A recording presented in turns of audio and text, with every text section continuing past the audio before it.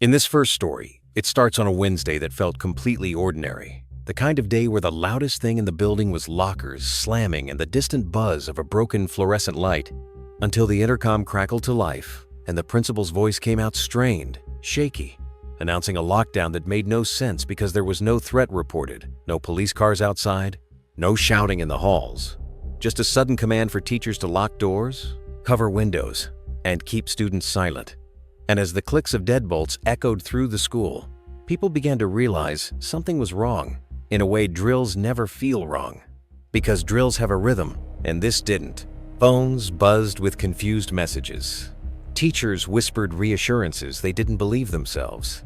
And then the noises started, soft at first, like someone walking barefoot down the hallway, slow and careful, stopping outside classrooms as if listening. And when one teacher dared to peek through the narrow window slit, she didn't see a person, only the hallway lights flickering off one by one, moving closer, not all at once, but in a deliberate sequence, as if something was approaching and didn't want to be seen.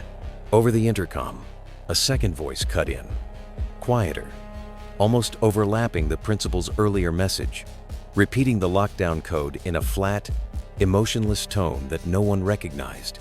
And that's when the fear shifted from confusion to something colder, because the system was locked, meaning no one else should have been able to speak.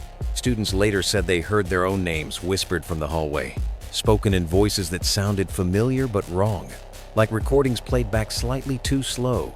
And in one classroom, the door handle turned gently.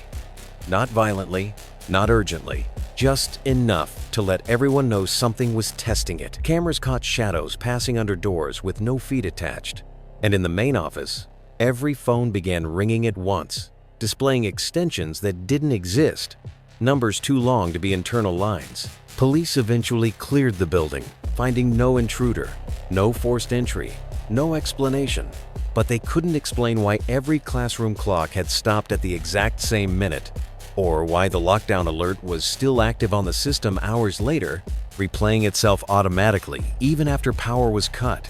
And what never made it into the official report was that when the final all clear was announced, several students refused to leave their rooms, insisting that whatever had caused the lockdown hadn't left yet, because they could still feel it waiting, patient, somewhere inside the walls, like the school itself hadn't finished speaking.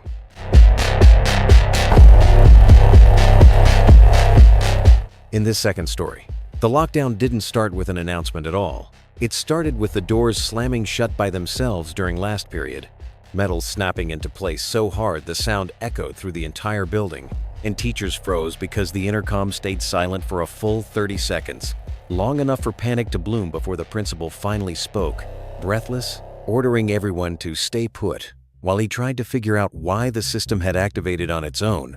And that's when the cameras went dark. Not all at once, but classroom by classroom, starting from the basement and moving upward like something was climbing. In one science room, a teacher in his early 30s stood blocking the door, trying to calm his students as the hallway lights outside flickered into a dull red emergency glow. And through the narrow window, he saw something that made his stomach drop. Not a person, not even a shape, just the reflection of the students behind him moving when none of them had. Their reflections standing up, turning, staring back at him with expressions that didn't match the real faces in the room. Phones lost signal, but every speaker in the ceiling suddenly clicked on, playing the same recorded lockdown message on a loop, except the voice wasn't the principal's anymore. It was layered, distorted, repeating phrases out of order, calling out room numbers that didn't exist, and then began listing names, full names, including middle names no one used, each one followed by a pause, like it was waiting for an answer.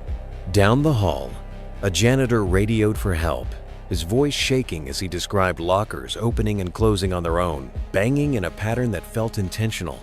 And then his transmission cut out mid-sentence, replaced by the sound of heavy breathing that wasn't his. Students started crying when they realized the classroom clocks were counting backward, second by second. And when one finally hit 0, every door handle in the building turned at the exact same time.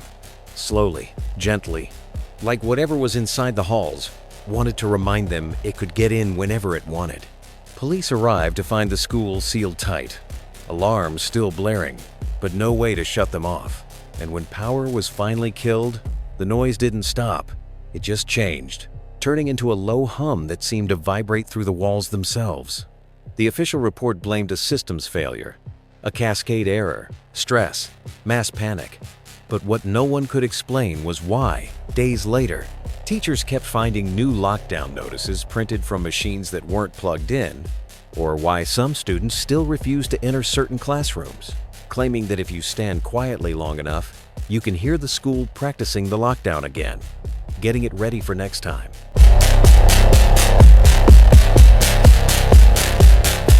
In this third story, the lockdown didn't announce itself with alarms or warnings. It arrived as a sudden, unnatural silence that spread through the school like a held breath, and a female teacher standing in her classroom felt it settle into her chest before she understood what was happening. The hallway lights outside dimmed until only the red exit signs remained, casting long, warped shadows that didn't quite line up with the walls. And when she checked her phone, there was no signal, no emergency access, just a single message from the school safety system that read, "Lockdown active," with no timestamp, no explanation, as if it had always been there.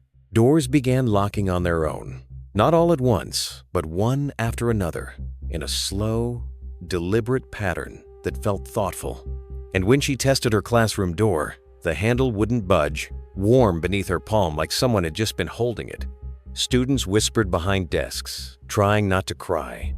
And then the knocking began. 3 soft taps at a time, moving steadily down the hallway, pausing outside each room, just long enough to make the silence unbearable. And when it reached her door, it stopped completely, as if listening.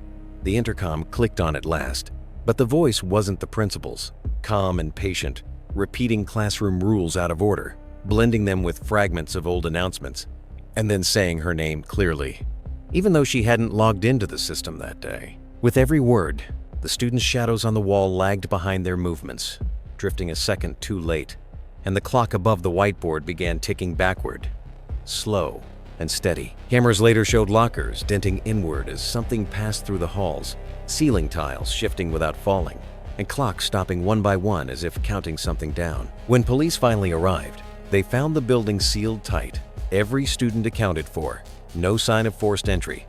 Yet the lockdown system continued running even after power was cut. Weeks later, the teacher returned after hours to pack up her room, standing alone in the dark when she heard it again. 3 gentle taps on the door, followed by the intercom clicking on softly, reminding her, in a voice that sounded almost satisfied, that the lockdown was never meant to end, only to be practiced until it was done right.